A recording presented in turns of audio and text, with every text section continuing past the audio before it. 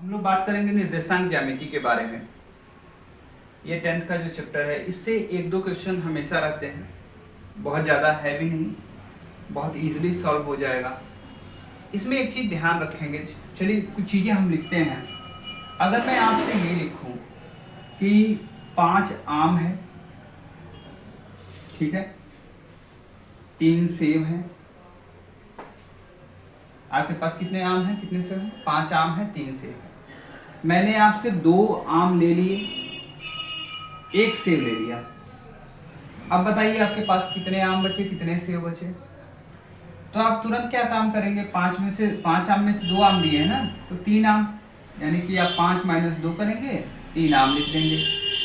3 सेब में से 1 सेब माइनस करेंगे, 3 सेब माइनस 1 सेब बराबर 2 सेब, ऐसे लिख देंगे। अब इस चैप्टर में आप एक चीज ध्यान दीजिएगा कि इसमें बात होगा एक्सिस के बारे में, यानी कि एक्स एक्सिस और वाई एक्सिस, दो चीजों के बारे में बात होगा। जैसे ये एक्स एक्सिस है और ये क्या है, वाई एक्सिस है।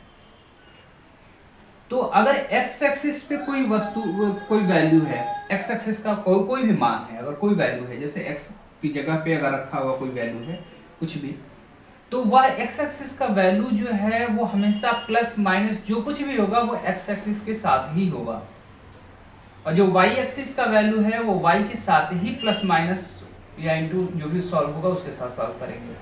इस चीज का हम लोग विशेष ध्यान रखेंगे। ये बता इसलिए रहे हैं कि अगर इस कंडीशन को आप दिमाग में बैठा कर चलेंगे कि अगर जैसे ये लिखा है, मान आपको दिखा दे करके 5 6 लिखा है, 7 3 लिखा है, तो आप ध्यान रखिएगा कि किसी भी जो निर्देशांक ज्यामिति में जो कोऑर्डिनेट जो निर्देशांक होते हैं, उन निर्देशांक में यानी इस ब्रैकेट के अंदर जो पहला हिस्सा लिखा है और ये दूसरा पार्ट है, पहले पार्ट पे हमेशा एक्स एक्सिस का मान होता है, दूसरे वाले पार्ट पे हमेशा वाई एक्सिस का मान होता है।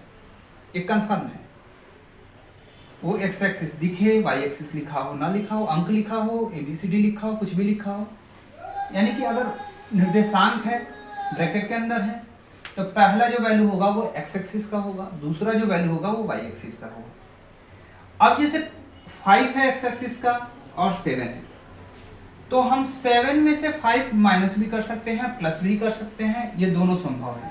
अगर हम चाहें तो 7 + 5 12 लिख सकते हैं, या हम लिख सकते हैं 7 - 5 = 2। लेकिन हम कभी ये नहीं कर सकते कि 5 - 3 = 2, ये गलत हो जाएगा, संभव ही नहीं है कि एक्स एक्सिस का। अब हम कहें कि 5 आम में 3 सेब माइनस करो, कहोगे मास्टर वो पगला गया है क्या यार?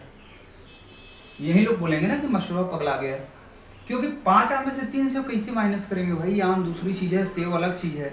तो वैसे ही एक्स एक्सिस का मान जो है अलग है, वाई एक्सिस का अलग है, दोनों अलग अलग चीजें हैं। अब थोड़ी सी हम लोग इसको इरेज करते हैं, फिर बात करते हैं अपने टॉपिक पे, सिलेबस पे आ जाते हैं, क्योंकि बोर्ड एग्जाम है, बहुत ज्यादा इधर उधर नहीं, थोड़ा सा पॉइंट टू पॉइंट बातें कर लेते हैं। इसमें जो है मुश्किल से आपको 3-4 फार्मूले हैं और इन्हीं फार्मूले से रिलेटेड सारी चीजें रहेंगी। जैसे अब हम लोग सबसे पहला जो बात करते हैं कि दो बिंदुओं के बीच की दूरी निकालना, डिस्टेंस। अगर जैसे हम कहें कि एक पॉइंट A है, एक पॉइंट यहाँ पे मान लो B है, A का निर्देशांक दे दिया, कहा कि ये x1 है, ये y1 है, इसका निर्देशांक दे दिया x2 है, y2 है, ऐसे दे दिया, ठीक है। थोड़ी सी कुछ बेसिक इंफॉर्मेशन हम लोग इकट्ठा कर लें। जो निर्देशांक होता है उसमें जो पहला पद होता है, जो दूसरा पद होता है, पहले पद को एक्स एक्सिस का मान, दूसरे पद को वाई एक्सिस का मान कहते हैं, ठीक है। अगर हम ये कह दें कि एक्स एक्सिस का मान है, ये वाई एक्सिस का मान है, तो हर जगह ये एक्सिस तो नहीं लिखेगा, या लिख भी सकता है, ऐसा कोई जरूरी नहीं है। लेकिन यूपी बोर्ड में एक और शब्द यूज होता है भुज, और दूसरा होता है कोटि। भुज और कोटि, यानी कि x का जो मान होता है उसको हम भुज कहते हैं, और जो y एक्सिस का मान होता है उसको हम लोग कोटि कहते हैं। तो कहीं अगर भुज और कोटि शब्द यूज करके और रिलेट करके क्वेश्चन बना दे तो आप उसका मतलब क्लियरली समझ लीजिएगा। अब इन दो बिंदुओं के बीच की दूरी निकालना है, हमको डिस्टेंस निकाल के बताना है कि कैसे क्या होगा, कैसे वो डिस्टेंस बनेगा। थोड़ी सी चीजों को अगर हम लोग करके देखें तो इसके लिए जो फार्मूला है, दूरी बराबर जो डिस्टेंस, और फार्मूला आपका बनता है कुछ इस तरीके से है, x1 माइनस x2 लिखो या x2 माइनस x1 लिखो, बात एक ही है। x1 माइनस x2 का square plus y1 minus y2 का स्क्वायर। ये फार्मूला बना कैसे है उसके बारे में आज हम डिस्कस नहीं करेंगे। रेगुलर क्लास होता, समय होता तो इसको कैसे बनाते हैं, फार्मूला जनरेट कैसे होता है वो भी बता देते हैं आपको, लेकिन अभी उसकी हम बात नहीं करेंगे। अभी सिंपल हम लोग केवल फार्मूले पे चलते हैं। अब इस फार्मूले का कहाँ कहाँ यूज हम कर सकते हैं, कैसे कैसे प्रश्न में यूज कर सकते हैं, उस पर ज्यादा ध्यान दें। दोनों बिंदुओं के बीच की दूरी निकाले। दूरी निकाले का मतलब कि यहाँ से स्केल रखें और इसको नाप कर बता देंगे कितना होगा, उतना ही इस फार्मूले से भी वैल्यू आ जाएगा। ठीक है, कभी आप इसको x1 माइनस y1 या x2 माइनस y2 ऐसा नहीं लिख सकते। क्यों नहीं लिख सकते, वो पहले ही उसी के लिए हम डिस्कस किए थे। दूरी का फार्मूला हम कहाँ कहाँ यूज कर सकते हैं वो समझिए। एक तो पहला क्वेश्चन क्या बनेगा कि दो बिंदुओं के बीच की दूरी, दो बिंदुओं के बीच की दूरी। दूसरा क्वेश्चन ये बनेगा, मान लीजिए आपको एक ट्रायंगल दे दिया, आपको एक क्या कर दिया, एक छोटा सा ट्रायंगल दिया। ट्रायंगल के 3 वर्टेक्स होते हैं ए बी सी। अब ए का मान लो कि x1 y1 दे दिया, इसका x2 y2 दे दिया, इसका x3 y3 दे दिया। 3 निर्देशांक दे दिया है आपको। 3 निर्देशांक देने के बाद आपसे पूछ लेगा कि ये बताइए कि ये त्रिभुज कौन सा है। भुजा के आधार पर, भुजा के आधार पे ये कौन सा त्रिभुज है। तो भुजा के आधार पे 3 त्रिभुज होते हैं। समबाहु त्रिभुज, समबाहु त्रिभुज का मतलब कि एक ऐसा त्रिभुज जिसकी सारी भुजाएं बराबर हो। तो अगर सारी भुजाएं बराबर हो तो इसका मतलब कि इस पॉइंट और इस पॉइंट के बीच की दूरी निकाले, दूरी वाला फार्मूला से इसके बीच का दूरी निकालेंगे, फिर इन दोनों बिंदुओं के बीच की दूरी निकालेंगे, फिर इन दोनों बिंदुओं के बीच की दूरी निकालेंगे इसी फार्मूले से। कहने का मतलब यह है कि इसमें तीनों भुजाओं की जो है लेंथ, जो लंबाई है, जो दूरी है, वो सारा हम निकाल लेंगे। अगर हम तीनों भुजाओं का मान निकाल लेते हैं, अगर संभव हो जाता है कि ए बी निकाल लिए, बी सी निकाल लिए, ए सी निकाल लिए, तीनों भुजाओं की लंबाई निकाल ली, यानी दूरी वाला फार्मूला यूज कर लिया। तो अगर तीनों भुजाएं आपस में बराबर हो गई तो हम कह सकते हैं समबाहु त्रिभुज है। अगर तीनों भुजाओं में से केवल 2 भुजा बराबर हो गई तो हम क्या कहेंगे, समद्विबाहु त्रिभुज है। यदि हम ऐसा देखते हैं कि तीनों भुजाओं में से कोई नहीं बराबर है तो हम क्या कहेंगे, भैया ये विषमबाहु त्रिभुज है। एक और कंडीशन निकल कर आएगा कि ऐसा हो कि तीनों भुजाओं का वैल्यू निकालें और निकाल कर देखें उसको ध्यान से, तो हमको पता चले यार ये पाइथागोरस वाला थ्योरम में अगर हम रखेंगे तो हाइपोटेनस का कर्ण का स्क्वायर बराबर लंब का स्क्वायर प्लस आधार का स्क्वायर वाले फार्मूले पे भी ये सेटिस्फाइड कर देगा। तब हम उस स्थिति में कहेंगे भैया समकोण त्रिभुज है। समकोण त्रिभुज में भी क्या होता है, तीनों भुजाएं अलग अलग हो सकती हैं। तो इतने तरीके से क्वेश्चन इस पे आ सकते हैं। तो पहला तरीका हो गया, दूसरा तरीका हो गया, तीसरा क्वेश्चन जो बनता है, अब इसे मान लीजिए कि 3 बिंदुओं का निर्देशांक दिया हुआ है। क्या दिया हुआ है, 3 बिंदुओं का निर्देशांक। आपको 3 बिंदुओं का निर्देशांक दे दिया, 3 बिंदुओं का निर्देशांक दे दिया। इसी को मान लेते हैं। अभी जैसे मैं इसमें त्रिभुज बनाया हूं, मान लो त्रिभुज नहीं बना कर देगा, कह देगा कि ए जो है x1 y1 है, बी जो है x2 y2 है और सी जो है x3 y3 है। 3 फार्मूले दे दिए। अब जब 3 दे दिए, 3 पॉइंट का निर्देशांक दे दिया, कहा कि 3 बिंदु ये है, ए है, बी है, सी है। अब हल करके बताइए कि क्या तीनों बिंदु संरेखीय हैं। यहां से क्वेश्चन क्या बनेगा कि आप ज्ञात करिए कि ये क्या संरेखीय हैं, संरेखीय हैं। अब संरेखीय अगर पूछ लेता है, 3 बिंदु दे दिया, पूछा कि आप प्रूफ करके दिखाइए कि संरेखीय हैं, तो इसमें हम करते क्या है कि यहां भी संरेखीय भी निकाला जा सकता है दूरी वाले फार्मूले से। क्या करेंगे कि ए बी सी दिया है, तीनों की दूरी निकालेंगे, ए बी निकालेंगे, बी सी निकालेंगे, सी ए निकालेंगे। तीनों बिंदुओं के बीच की दूरी जैसे यहाँ निकाल रहे थे वैसे यहाँ निकाल लेंगे। ठीक है। अब इसमें जो सबसे बड़ी भुजा होगी, जो सबसे बड़ी वैल्यू होगी, यदि उस सबसे बड़ी भुजा के बराबर यदि दो बाकी बची भुजाओं का सम आ रहा है तो इसका मतलब संरेखी। कुछ इस तरीके से जरा समझाएं। मान लेते हैं कि ए बी सबसे बड़ा है, किससे? BC से और CA से। ए बी क्या है? सबसे बड़ा है। तो ए बी अगर सबसे बड़ा है तो इसका मतलब कि ए बी बराबर होना चाहिए BC प्लस CA। हमने क्या कहा कि यदि तीन बिंदु का निर्देशांक दिया है, पूछ रहा है आपसे कि आप हल करिए कि तीनों बिंदु क्या है? एक दूसरे के संरेखी हैं। तीनों बिंदु क्या है? एक दूसरे के संरेखी हैं। तो संरेखी है तो उसके लिए हम लोग क्या करेंगे भाई? डिस्टेंस निकालेंगे। ए बी BC CA तीनों बिंदु से एक दूसरे के प्रति दूरी निकाल लेंगे। जब तीनों दूरी निकालेंगे तब हम देखेंगे कि भैया तीनों जो दूरी निकल कर है सबसे बड़ा कौन है। जो सबसे बड़ा है उसको नोट कर लेंगे और जो दो बाकी बचेंगे उन दोनों को प्लस कर लेंगे आपस में। छोटे छोटे दोनों को प्लस करेंगे। यदि उन दोनों का प्लस जो है बड़ी भुजा के बराबर आ जाती है तो इसका मतलब ये क्या है? तीनों भुजाएं संरेखी। ठीक है। संरेखी हल कैसे करेंगे? बोर्ड में आता भी है, इजीली आप इसी फार्मूले से आप इसको हल कर लेंगे। अब ध्यान यहाँ पे ये रखना है कि इतनी सारी चीजें संरेखी प्रूफ कर ली, संरेखी है क्या? एक ही लाइन में जब तीनों बिंदु आ जाए तो उसे हम लोग संरेखी करते हैं। इसके लिए जो पिक्चर बन के तैयार होता है उस पिक्चर को समझते हैं। अब जैसे मान लीजिए मैं लिखूं AB और यहां C लिख दूं, तो क्या इसके लिए AB बराबर CA प्लस BC नहीं है? यही वाला चीज नहीं बन रहा है यहाँ पे? तीनों का निर्देशांक है, बस इसी को मैंने हल कर दिया। तो इसका कहने का मतलब ये है कि आप एक फार्मूले से तीन तरीके के क्वेश्चन आप हल कर सकते हैं। पहला, दूरी निकालना, वे दो बिंदुओं के बीच की दूरी निकाल लेंगे। दूसरा, त्रिभुज का अगर बता दिया 3 पॉइंट हैं तो उसे त्रिभुज कौन सा, किस प्रकार का त्रिभुज है ये भी बता सकते हैं। संरेखी है या नहीं है ये भी निकाला जा सकता है। कहने का मतलब है कि इतनी चीजें हम लोग बहुत इजीली बता सकते हैं। ठीक है।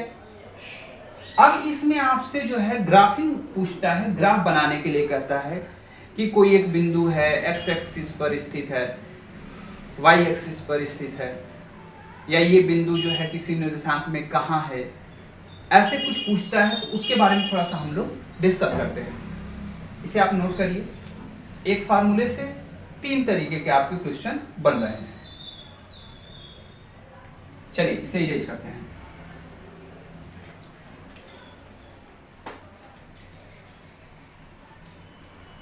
इसके बाद जो है थोड़ी सी हम लोग कुछ ग्राफ को हम आपको समझाते हैं कैसे बनते हैं ग्राफ, क्या होता है।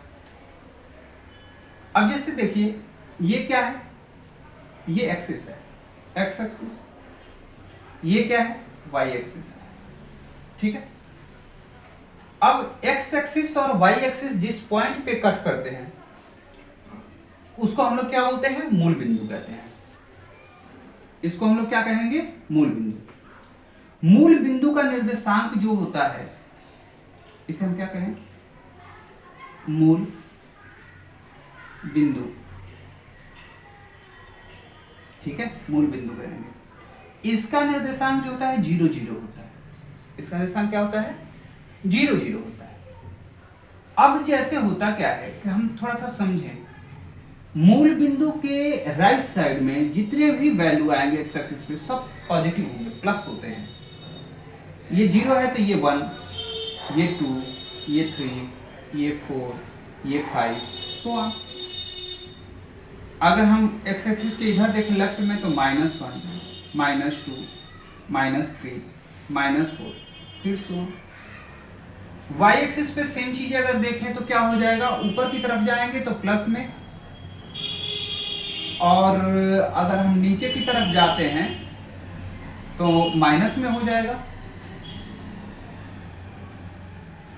तो हम लोग ने क्या किया? बिंदुओं का निर्देशांक निकालने का पूरा प्रयास किया कि क्या है, कैसे बनता है निर्देशांक, वो समझते हैं।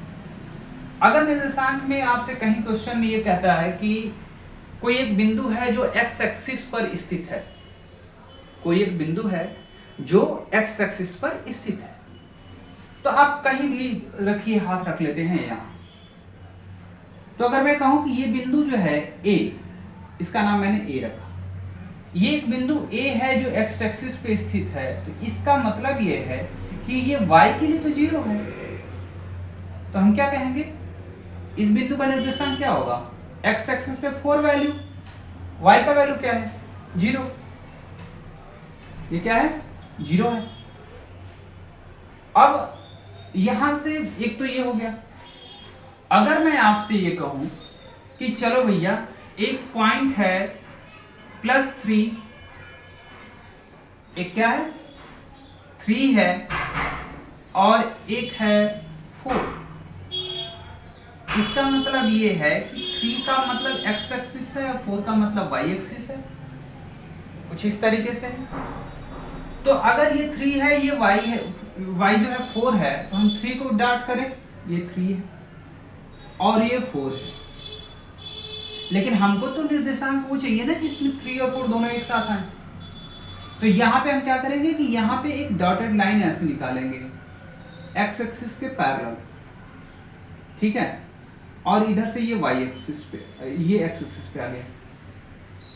अब यहाँ पे ये वाला जो पॉइंट जहाँ पे कट कर रहा है, ये जो पॉइंट बन रहा है, इस पॉइंट का निर्देशांक जो है 3 और 4, ठीक है। यानी कि किसी भी निर्देशांक पे किसी पॉइंट को कैसे शो करेंगे वो चीजें हैं। अब अगर मैं ये कहूं कि कोई एक रेखा है जो 4 और 0 से होकर गुजर रही है, तो अगर वो गुजर रही है 4 और 0 से होकर, तो इसका मतलब y एक्सिस के पैरेलल होगी। बनाकर दिखा देते हैं। अगर मान लो कि 5 0 है, कोई एक पॉइंट क्या क्या है 5 और 0 है, तो 5 और 0 से होकर जाने वाली रेखा कैसे होगी, कुछ ऐसे होगी। अगर एक पॉइंट है 5 0 और कहें हम कि उससे होकर रेखा जा रही है, और तो क्या है y एक्सिस के पैरेलल है। ऐसे ही y एक्सिस से किसी एक बिंदु से होकर कोई रेखा जा रही है, तो हो सकता है x एक्सिस के पैरेलल, लेकिन x एक्सिस के पैरेलल तभी होगा जब x की वैल्यू उसमें 0 होगा। ये y एक्सिस से पैरेलल क्यों है, क्योंकि y की वैल्यू 0 है, इसलिए। अभी हम कहें कि 3 4 से जा रहा है, तो 3 4 से थोड़े तो किसी के पैरेलल नहीं होगा, दोनों को कट कर देगा। तो इन सब चीजों को थोड़ा सा हम लोग ध्यान में रखेंगे कि इनका भी यूज हो सकता है, कहीं आ जाए, ठीक है। और थोड़ा सा इसको हम लोग इरेज करते हैं, दूसरी तरफ चलते हैं। तो हम लोग का बात क्या हुआ कि हम लोगों ने संरेखीय निकालना और दूरी क्या होती है, कैसे निकलती है, उसके बारे में हम लोगों ने बात कर लिया, ठीक है। इसके बाद जो आता है, एक आता है अंतः, जो क्या बोलते हैं उसको, कुछ इस तरीके से है, जैसे एक ए बिंदु है, एक बी है, ए और बी, हम कह दे रहे हैं कि इसका निर्देशांक जो है x1 y1 है और इसका निर्देशांक क्या है x2 y2, कुछ इस तरीके से है। और जब अगर इतना दिया हुआ है, हम आपसे बताएं कि एक रेखा है जो ए बी को कट कर रही है किसी एक पॉइंट पर, वो पॉइंट कुछ यहाँ पे मान लेते हैं कि जो वो एच के है, मैंने क्या मान लिया, वो क्या है एच के। जो एच के पॉइंट है वो इस पूरी रेखा को यानी ए बी को जो है वह कुछ रेशियो में डिवाइड कर रही है, हम वो भी मानकर ही चलते हैं कि m रेशियो n में डिवाइड करती है। तो m रेशियो n यानी m/n, रेशियो को ऐसे ही लिखेंगे। तो इसमें पहला हिस्सा को हम मान लेंगे कि ये m है और ये क्या है n है, कुछ ऐसा हम लोग मानकर चलेंगे। तो इसे जब हम m और इसे n मानते हैं तो फार्मूला बनेगा कैसे, फार्मूला हम लोग कैसे क्रिएट करेंगे वो थोड़ा समझते हैं। h क्या है, x एक्सिस का वैल्यू है, k क्या है, y एक्सिस का वैल्यू है। आपसे h के ही निकालना है कि m और रेशियो जो है वो गिवन है, ये क्या है, ये आपको गिवन रहेगा। जो ये है और जो ये है, दोनों ये पॉइंट ही आपको गिवन होंगे, आपको ये पूछेगा। तब की स्थिति में अगर हम h बराबर निकालें यानी x एक्सिस की वैल्यू निकाल रहे हैं, तो ये ध्यान रखेंगे कि अगर x एक्सिस की वैल्यू निकाल रहे हैं तो प्लस माइनस डिवाइड कुछ भी जो होगा वो सब x एक्सिस से ही रिलेट करके आएगा। जैसे m का इंटू कराएंगे x2 के साथ, तो क्या लिखेंगे mx2, n का इंटू किसके साथ कराएंगे प्लस nx1 अपॉन में m प्लस n।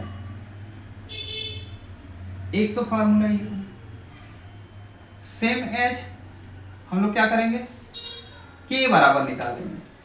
अगर k की हम निकालें तो k क्या है y एक्सिस का मान है, k क्या है y एक्सिस की वैल्यू है। जो काम हमने x एक्सिस के लिए किया है वही सेम काम हम y एक्सिस के लिए कर लें, तो m का इंटू किसके साथ होगा y2 के साथ, तो m y2 हो जाएगा। n का इंटू किसके साथ होगा y1 के साथ, तो n y1 हो जाएगा। अपान में हम क्या कर लेंगे m प्लस n कर लेंगे, ये y एक्सिस की वैल्यू हो जाएगी।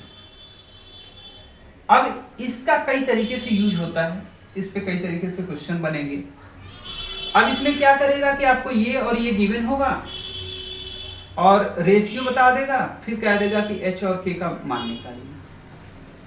क्वेश्चन ऐसे भी बन सकता है जैसे मैंने पहले कहा, कोई एक रेखा है जो AB को H के पॉइंट पे कट कर दे रही है, और जब कट कर रही है तो वो जो पॉइंट है जिस पॉइंट पे कट कर रहा है वो पॉइंट जो है AB को एक फिक्स रेशियो में डिवाइड कर रहा है।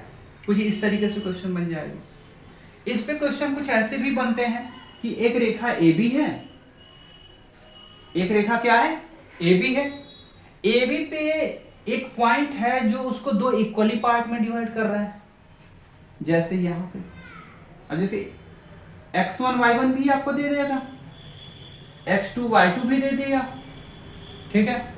और आपसे पूछ लिया कि एक पॉइंट है जो इसको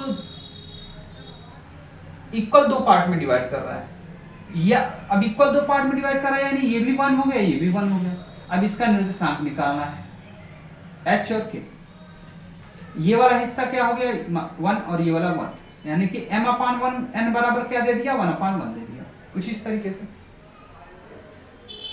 h और k का मान निकालो, आप निकाल सकते हैं वैल्यू। दूसरा क्वेश्चन क्या बनेगा, आपसे कह दिया कि चलो कोई AB एक रेखा है, AB कोई एक रेखा है।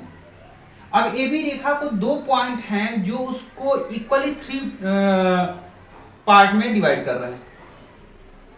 AB को दो पॉइंट उसके अंदर ऐसे हैं जो उसको क्या करते हैं बराबर बराबर 3 हिस्सों में डिवाइड करते हैं। जैसे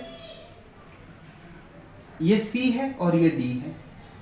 आपका A का निर्देशांक x1 y1 दिया रहेगा, इसका निर्देशांक x2 y2 दिया रहेगा।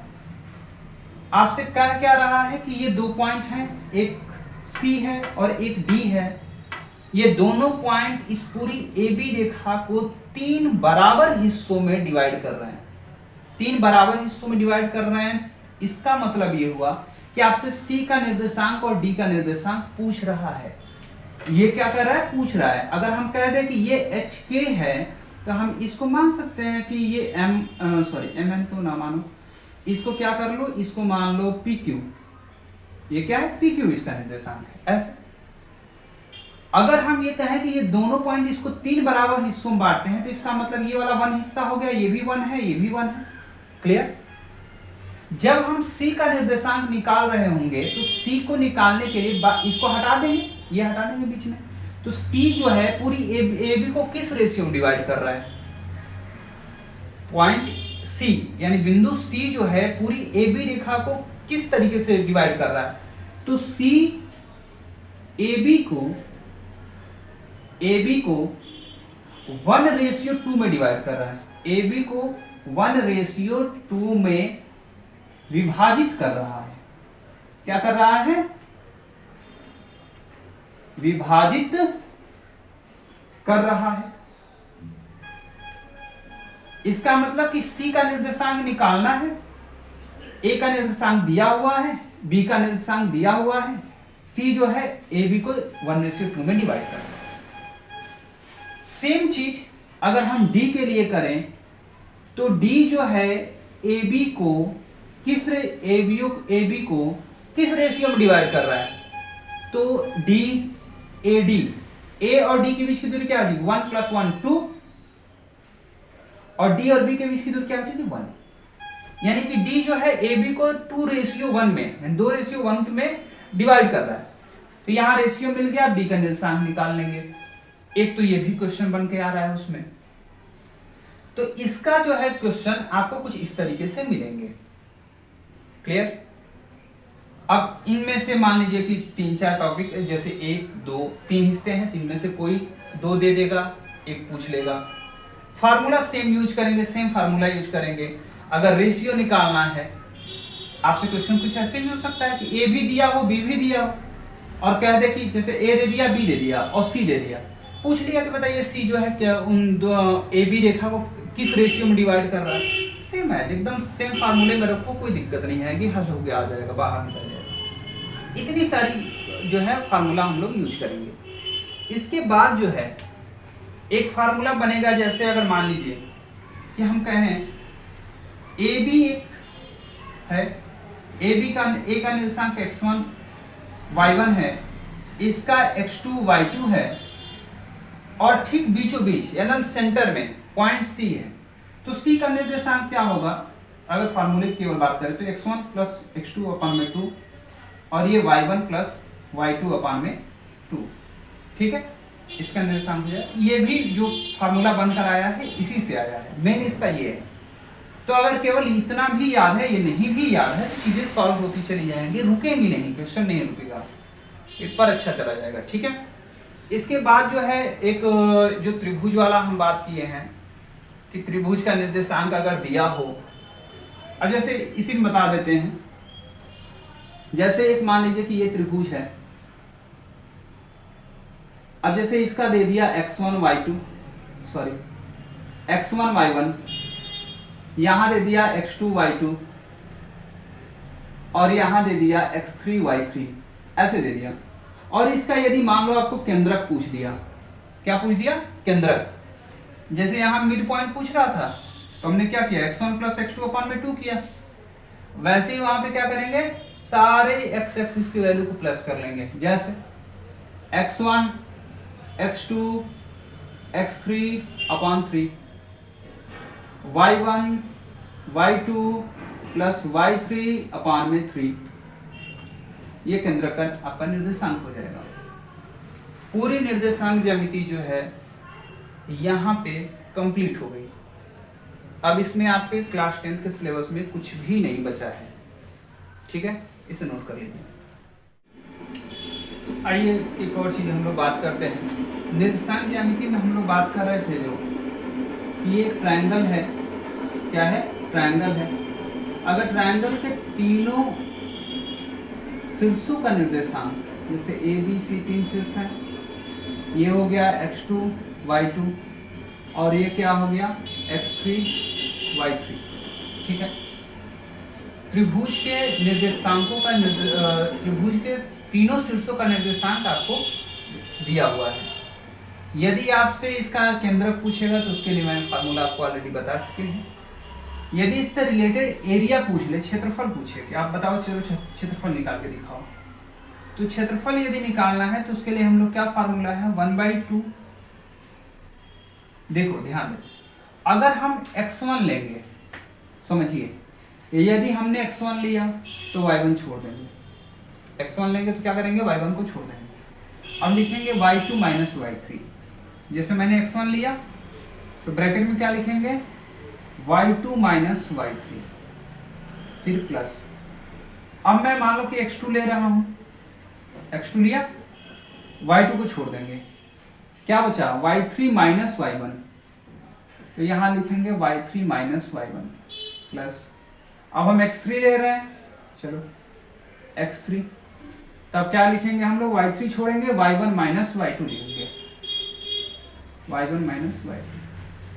ये आपका जो है त्रिभुज का एरिया का फार्मूला है। ठीक है, यदि 3 बिंदु दिए हैं और तीनों बिंदु को ये दिखाना है कि तीनों बिंदु संरेख हैं, तीनों बिंदु क्या है? संरेख हैं, तब की स्थिति में हम क्या करेंगे कि यदि हम क्षेत्रफल निकाल दें, तीनों बिंदुओं से क्या करें? त्रिभुज का क्षेत्रफल निकालें। यदि क्षेत्रफल 0 आ जाए, क्षेत्रफल क्या आ जाए, 0 आ जाए, तो हम इस कंडीशन में यदि ऐसा हो तब हम क्या लिखेंगे कि तीनों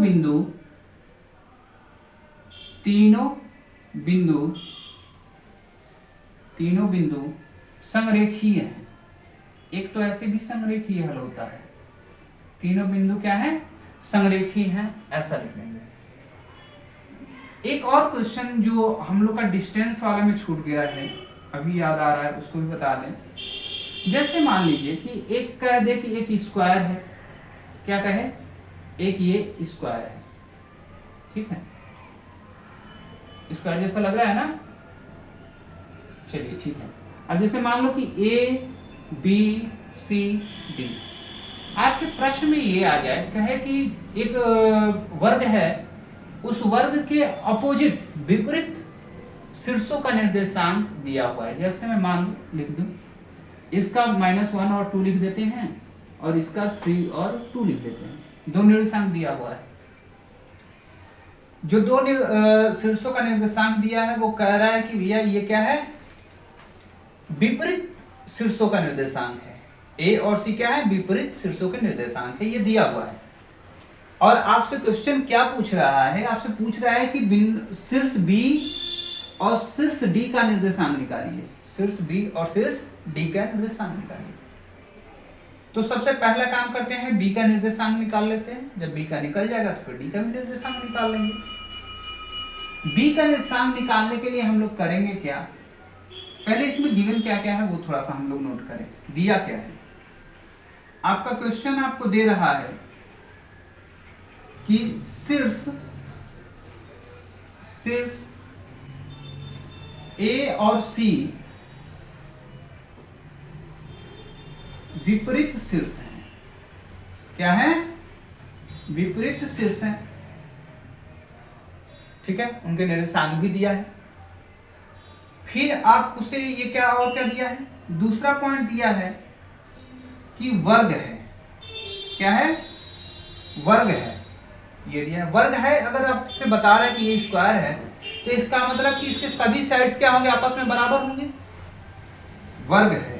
इस बात से हम क्या लिख सकते हैं कि AB बराबर BC बराबर CA बराबर